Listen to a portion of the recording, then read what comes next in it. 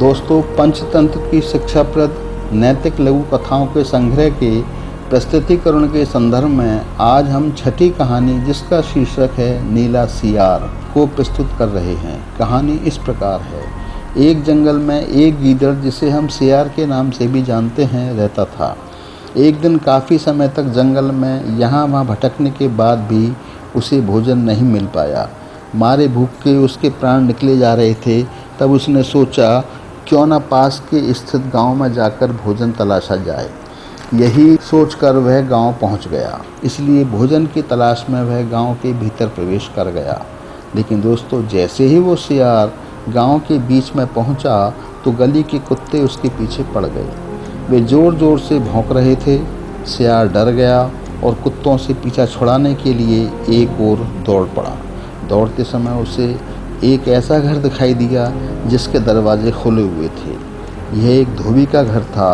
गीदड़ ने यह सोचकर कि यह घर मेरे लिए छिपने के लिए बहुत ठीक रहेगा, वह घर में घुस गया। इसलिए स्वयं को कुत्तों से बचाने के चक्कर में वह एक पानी से भरी नांद में जा गिरा। इस नांद के पानी में धोबी ने कपड़े रंगने के लिए नीला रंग घोल रखा। दोस्तों, कुछ देर बाद जब कुत्तों का भौंकना थम गया तो सियार नांद से बाहर निकला और धोबी के घर में यहाँ वहाँ घूमने लगा। धोबी के घर की दीवार पर एक बड़ा सा दर्पण लगा था। क्योंकि वहाँ आसपास कोई नहीं था, सियार वहाँ जाकर स्वयं को उस दर्पण में निहारने लगा। दोस्तों, जैसे ही सियार ने अपनी रंगत देखी, उसे बड़ी हैरानी हुई, क्योंकि वह पूरा का पूरा नीले रंग में रंग चुका था। अब सियार मौका देखकर घर से बाहर निकला और जंगल की ओर भाग छूटा और शीघ्र ही जंगल में पहुंच गया। दोस्तों, जंगल के जानवरों ने जब नीले रंग में रंगे हुए सियार को देखा तो वे सभी डर गए, क्योंकि उन्होंने कभी पहले ऐसा जानवर नहीं देखा था।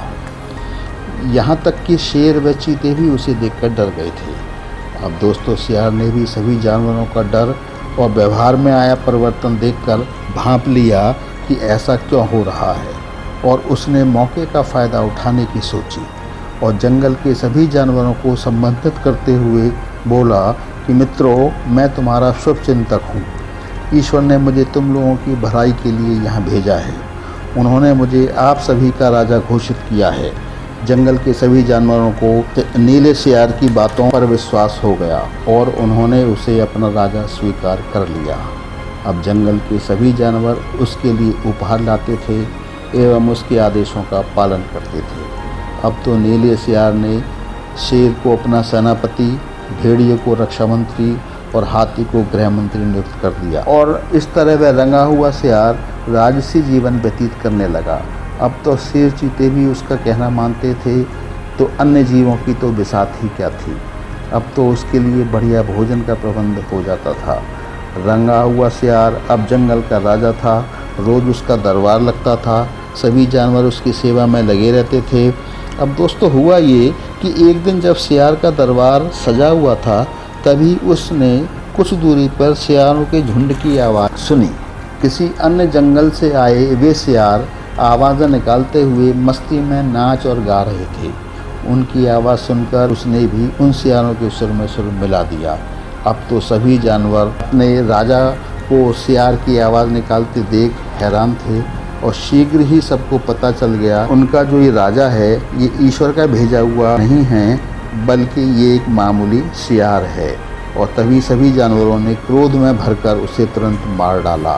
तो साथियों, अंत में इस कहानी से मिलने वाली सीख यह है कि हमेशा के लिए किसी को मूर्ख नहीं बना सकते। धन्यवाद।